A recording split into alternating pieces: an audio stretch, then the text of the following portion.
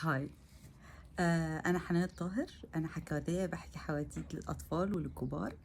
والنهاردة جاية أقول لكم أولا كل سنة وانتم طيبين بمناسبة معرض الكتاب. وثانيا هشارك معاكم معلومة صغنططة جدا للناس اللي بتدخل مع ولادها معرض الكتاب وبيبقوا عايزين يختاروا كتاب بس مش متأكدين إذا كان مناسب لولادهم ولا لأ. وكمان الطريقة دي احنا بنستخدمها احنا كمان الكبار لما بنحب نختار كتاب يعني.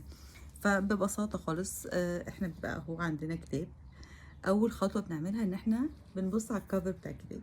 عارفين الجواب بيبان من عنوانه وهو كده. فاحنا بنشوف عنوان الكتاب، الكفر بتاع الكتاب دي اول حاجة بتلفت نظرنا.